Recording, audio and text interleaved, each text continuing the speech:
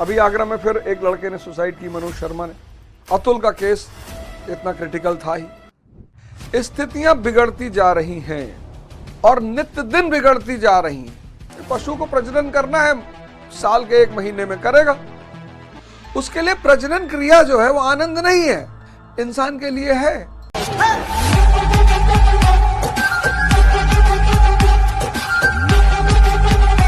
Senses इंद्रियां पशु भी रहता है, पर पशु के पास ऑप्शन नहीं है चैतन्य पर जाने का। पशु पैदा होता है, पशु ही मरता है, लेकिन इंसान के पास ऑप्शन है चैतन्य के पास जाने का। और इसके बिना कोई जीवन ही नहीं, क्योंकि पशु अपनी इंद्रियों का मिसयूज नहीं करता, इंसान अपनी इंद्रियों का मिसयूज करता है, और यही उसके दुख का कारण है। पशु को प्रजनन करना है, साल के 1 महीने में करेगा। उसके लिए प्रजनन क्रिया जो है वो आनंद नहीं है, इंसान के लिए है।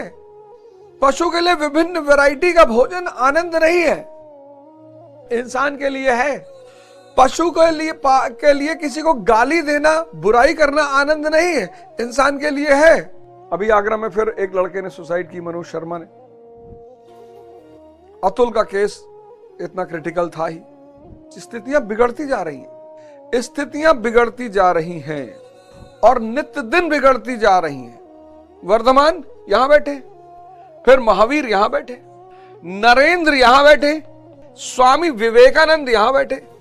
मैं आपसे कितनी बार बोला, मैं आपको कितनी बार कहा कि इस परिवर्तन की यात्रा शुरू करिए। मैं जानता हूं एक दिन में रिजल्ट नहीं मिलेगा और आपको तुरंत अपने जीवन को बदलना है, संभव ही नहीं है, संभव ही नहीं है। मतलब अगर आपका काम स्विफ्ट गाड़ी से चल रहा है और अगर आपके पास स्विफ्ट गाड़ी है तो आप ईश्वर को धन्यवाद दोगे कि भगवान स्विफ्ट है हमारे पास। आप रोगे नहीं कि मर्सिडीज नहीं है, BMW नहीं है, लैंड क्रूजर नहीं है। अगर आपकी जीवन की जो मूलभूत आवश्यकताएं हैं उनकी पूर्ति हो रही है और आप दुखी हो, फिर से इस बात को मैं बोलूंगा, अगर आपके जीवन के मूलभूत आवश्यकताओं की पूर्ति हो रही है और आप दुखी हो, तो आप विवेकहीन इंसान हैं। त्याग पैदा हो जाएगा।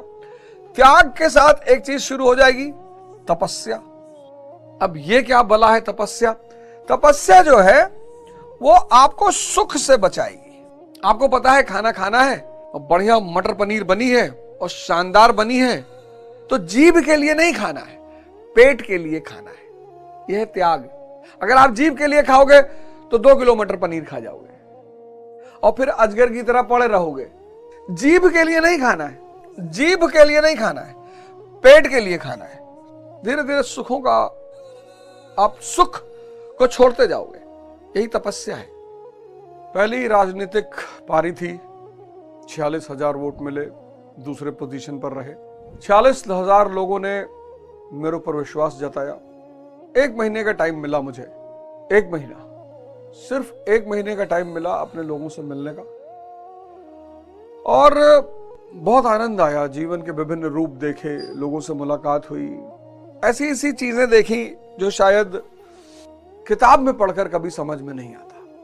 बड़े लोगों को दुख भी हुआ कि मास्टर को राजनीति नहीं करनी चाहिए, सबको करनी चाहिए। इंसान अपनी इंद्रियों का, अपने मन का अतिक्रमण, दुरुपयोग करता है।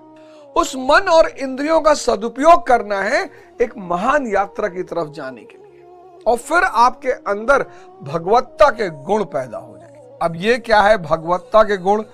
ये जो भगवत्ता के गुण है, जैसे प्रभु राम है, सबसे बड़ा एग्जाम्पल वही है, प्रभु राम।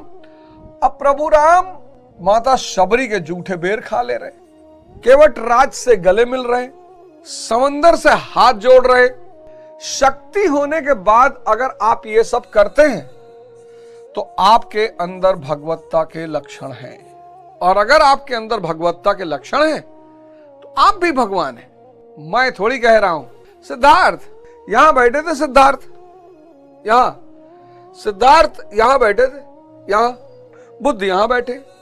बड़ा सिंपल सा कॉन्सेप्ट है, करना ही पड़ेगा।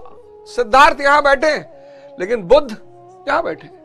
परिवर्तन किया उन्होंने अपने आप, हम ध्यान नहीं कर रहे होते। कितना हमला किया चुनाव के दौरान, क्या क्या नहीं वीडियो बनाया, क्या क्या नहीं बोले, फर्क नहीं पड़ता। बच्चा है ना, मुझको फर्क नहीं पड़ता तो मुझको भी नहीं पड़ता।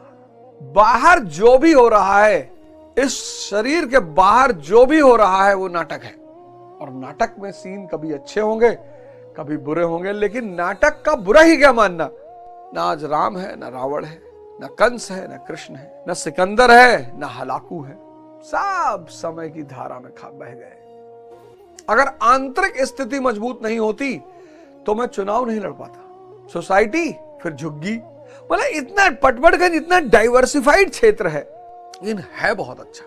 इतना डाइवर्सिफाइड, इतना डराया। 50-100 लोग तो मैसेज करते थे। वहां के कुछ लोग व्यक्तिगत मिलने आए, मास्टर कैरियर खत्म हो जाएगा, 2000 वोट मिलेंगे, ये वो, अरे बाप।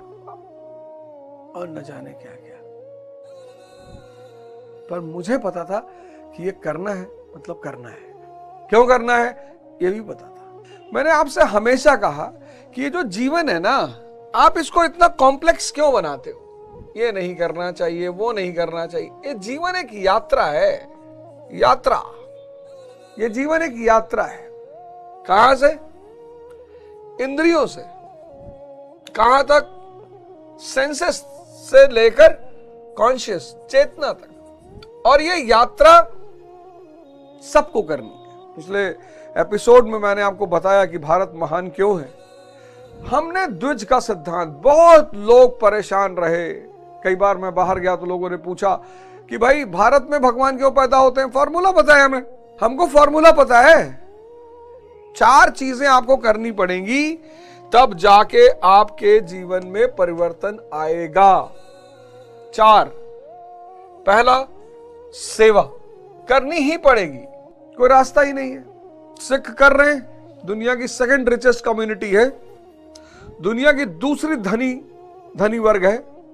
आप देखो, अगर कहीं ना कहीं आप परेशान हो और गरीब हो तो आपका अहंकार बहुत ज्यादा होगा। जिन क्षेत्रों में लोग ज्यादा अहंकारी हैं वहां गरीबी है। आप सिखों को देखो, गुरुद्वारे में हजार करोड़ के सिख गुरुद्वारे में चप्पल उठा के पोंछ रहे हैं, गुरुद्वारे में झाड़ू लगा रहे हैं, पोछा लगा रहे हैं। सेवा है। सेवा से अहंकार गिरता है, और जब अहंकार गिरता है तो विवेक पैदा होता है। यह है रोशनी। विवेक के बिना आपका जीवन अंधकार में रहेगा। कितना भी पढ़ लो, MSc, BSc, PhD, EHD, चाहे जो कर डालो, अगर ये नहीं पैदा हुआ। इसीलिए भारत को ही ये सूत्र पता है कि विवेक पैदा कैसे किया जाता है। बहुत बड़े बड़े घरों के बच्चे बड़े बड़े स्कूलों में पढ़ रहे हैं, उनके माँ बाप निराश हैं, कहते हैं अंग्रेजी तो बोल लेता है, पैकेज इसको मिल रहा है 1 करोड़ रुपए का, पर विवेक नहीं है। नहीं होगा सर। वो भारत की व्यक्तिगत खोज है।